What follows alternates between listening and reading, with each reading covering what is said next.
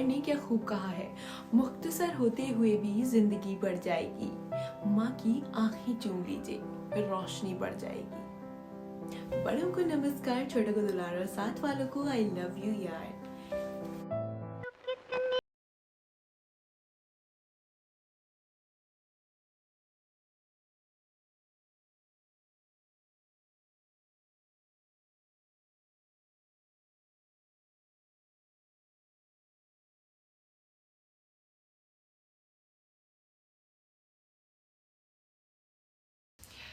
हाँ जी गाइस, आपने सॉन्ग तो देख लिया होगा। बस आने वाले I think a couple of decades तो इस सॉन्ग को कोई रिप्लेस नहीं कर सकता, और कितने भी उसके कवर आ जाएं, लेकिन जो ओरिजिनलिटी इस गाने में है वो कोई और गाना नहीं ले सकता। क्योंकि इस गाने में जिस तरीके से एक्ट्रेस निरूपा रॉय ने अपने आप को दर्शाया, एक माँ की ममता को दिखाया है, तो वो चीज़ आज शायद कहीं हर किसी गाने में मिस हो जाती है। जो उनके एक्सप्रेशन होते थे, जो उनके अंदर एक साधारण या यूं बोलें कि नॉर्मल फैमिली से बिलोंग करने वाली एक लेडी, एक माँ, एक पत्नी के जो किरदार वो इतनी बखूबी से निभाते थे, जिससे कि देखने वाला भी इमोशनल हो जाता था और वो एक्चुअल में फील करता था उसके दर्द को। तो ऐसी एक अदाकारा जिसने अपनी एक्टिंग से लोगों की आंखों में आंसू ला दिए, ऐसी अदाकारा के बारे में आज हम करने जा रहे हैं बात। और इस गाने के पीछे उनका सिलेक्शन कैसे हुआ इस गाने में, तो वो भी हम जानेंगे, लेकिन उससे पहले उनका थोड़ा सा बैकग्राउंड जानते हैं। तो चलिए स्टार्ट करते हैं। जी हाँ, तो हम बात कर रहे हैं द मदर ऑफ बॉलीवुड, जिन्हें हम क्वीन ऑफ मिजरी भी कहते हैं। वैसे तो बॉलीवुड में कई ऐसी एक्ट्रेसेस हुई जिन्होंने माँ के किरदार को बखूबी निभाया, जैसे ललिता पवार, दुर्गा, किरण खेर, फरीदा जलाल और रीमा लागो। लेकिन जिसने द बॉलीवुड आइकॉनिक मदर का खिताब हासिल किया वो थी निरूपा रॉय जी।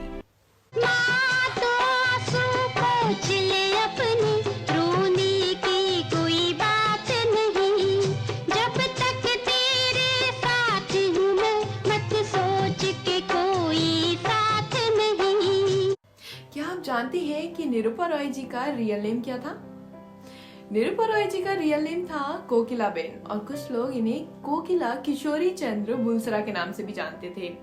दरअसल इनकी शादी जो थी वो 14 साल की छोटी सी उम्र में ही हो गई थी, और इनके पति का नाम था कमल बुलसरा, जो कि फूड कॉर्पोरेशन में थे, राशनिंग इंस्पेक्टर थे, वो भी मुंबई में। तो उसके बाद ही इनकी जो जर्नी थी वो स्टार्ट हुई। ये गुजराती फैमिली से बिलोंग करती थी और इनकी पहली पिक्चर भी गुजराती ही थी, और गुजराती फिल्म इंडस्ट्री में इन्होंने कदम रखा गुरसुंदरी नाम की फिल्म से, और उसके बाद इन्होंने कभी पीछे मुड़ के नहीं देखा। और इनके फिल्मी करियर की शुरुआत जो हुई वो भी इनके हस्बैंड के थ्रू ही हुई। इनके हस्बैंड ने एक बार न्यूज़पेपर में एक आर्टिकल देखा, उसके बाद उन्होंने निरूपा जी को सजेस्ट किया और यूं कहें कि रिक्वेस्ट करी कि आपको इसमें ट्राई करना चाहिए, और उनको इंटरव्यू के लिए भेज दिया। गुजराती फिल्म करने के बाद उन्होंने अपना पहला कदम बॉलीवुड में रखा 1949 में फिल्म हमारी मंजिल में। वो और जमाना था, ये और जमाना है, बदला हुआ दुनिया में उल्फत का फसाना है। हमारी मंजिल फिल्म के बाद इन्हें एक्टिंग का इस कदर जोश चढ़ा कि इन्होंने पैसे की परवाह करे बगैर उस समय रहे प्रोड्यूसर रनक देवी फिल्म के BM व्यास के साथ सिर्फ 150, जी हाँ, सिर्फ 150 रुपीज पर मंथ इन्होंने काम किया, और इसके बाद इनको दर्शकों का इतना प्यार मिला। हाँ, लौट के आजा मेरे मीत, तुझे मेरे गीत बुलाते। In the decades of 40s and 50s Nirupa Roy ने माइथोलॉजिकल कैरेक्टर प्ले करे, और उसके बाद यहाँ तक कि ऐसा कहते थे कि इस कदर उन्होंने एक देवी के रूप को दर्शाया कि जहाँ भी जाती थी उनके लोग पैर छुआ करते थे। और एक तो किस्सा ये भी है कि एक बार एक लेडी उनका एड्रेस निकाल कर उनके घर तक पहुंच गई और घर जाकर भजन करे और पूजा करी उनकी। ऐसे ऐसे किस्से होते थे। तो अब उनके कैरेक्टर इतने पावरफुल होते थे कि लोग उन्हें उनमें सच में देवी देखने लगते थे। तो ये शायद एक बेहतरीन अदाकारा की खासियत है। वैसे तो 1955 में आई फिल्म मुनीम जी में उन्होंने सबसे पहले माँ का रोल अदा किया और उसमें माँ बनी वो देवानंद साहब की। इस फिल्म के किरदार के लिए उन्हें बखूबी प्यार मिला। जरा सोचो तो, जंगल का रास्ता है, रात का समय है, कप्तान साहब बहुत नाराज हो गए। अगर जाना ही है तो सुबह चले जाना। माँ ठीक कह रही हैं रूपा देवी, सुबह चली जाइएगा। Towards the beginning of 1960s decade, Nirupa Roy एक बेहतरीन सपोर्टिंग एक्ट्रेस बन चुकी थी। उन्हें छाया और शहनाई फिल्म के लिए फिल्म फेयर में बेस्ट सपोर्टिंग एक्ट्रेस के अवार्ड से नवाजा गया। गाइस, लेकिन in the decades of 70s और 80s निरूपा रॉय जी को माँ के रोल ऑफर किए जाने लगे और शायद ही उन्हें एज अ एक्ट्रेस इतना प्यार मिला होगा जितना कि उन्हें माँ के तौर पर दिया गया। ये गाना तो आपने सुना ही होगा। दो फूल खिलते ही जो बिछड़ गए एक डाल पे दो फूल खिले। इस गाने के पीछे जो स्टोरी है वो उसमें कैसे निरूपा रॉय जी का सिलेक्शन हुआ? जी नहीं, उनका कोई ऑडिशन नहीं हुआ था। जी हाँ, उनका कोई भी ऑडिशन नहीं हुआ था।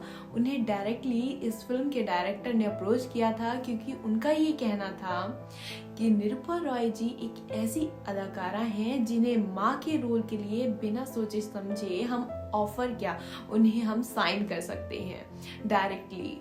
और निरूपा रॉय जी को किसी भी मेकअप की, किसी डायलॉग डिलीवरी करवाने वाले आर्टिस्ट की जो उन्हें समझाए कि उन्हें इस सीन को किस तरह से दर्शाना है, ज़रूरत नहीं पड़ती है। वो एक ऐसी अदाकारा है जिनके फेस पर एक्सप्रेशन ही काफ़ी है और वो इस कदर दर्शाती थी कि सामने वाले देखने वाले की आंखों में आंसू आ जाते थे।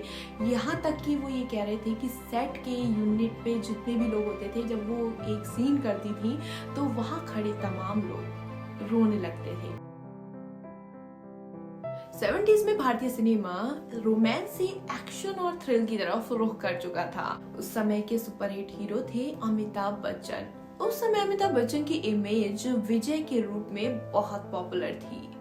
के बाद 1975 में आई फिल्म दीवार में तो मानो निरूपा रॉय जी की किस्मत ही बदल गई।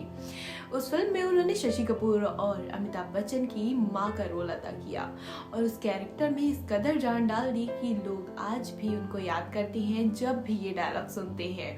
और शायद आप भी आज भी ये डायलॉग सुनते हैं और कहीं ना कहीं उसको यूज भी करते हैं।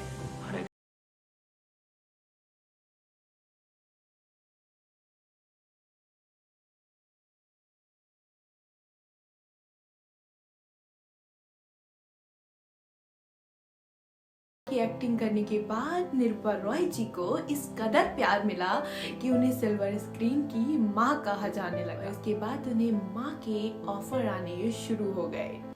तेरे दिल में ममता का एक भी अरमान नहीं, कौन तुझको माँ कहेगा, तू किसी की माँ नहीं। सिल्वर स्क्रीन पर निरूपा रॉय जी को अमिताभ बच्चन की माँ के रूप में इतना पसंद किया गया, इतना प्यार दिया गया कि असल जिंदगी में भी लोग उनको उनकी माँ समझने लगे थे। शायद इसीलिए 1999 में आई फिल्म लाल बादशाह में बिना ऑडिशन के निरूपा रॉय जी को अमिताभ बच्चन की माँ के रोल में साइन कर लिया गया। है कोई माई का लाल जो इस माँ से अपने लाडले को छीन कर ले जाने की ताकत रखता हो? माँ भवानी की कसम, अगर किसी ने आगे बढ़ने की कोशिश की तो काट कर टुकड़े टुकड़े कर दूंगी। ए माँ, ऐ कोई कलम जो सजा की स्याही तेरे। निरूपा रॉय जी को 2004 में फिल्म फेयर की तरफ से लाइफ टाइम अचीवमेंट अवार्ड भी मिला। मेरे पास माँ है। अब जब भी कोई ये डायलॉग सुनाएगा तब निरुपा रॉय जी का चेहरा सामने आएगा।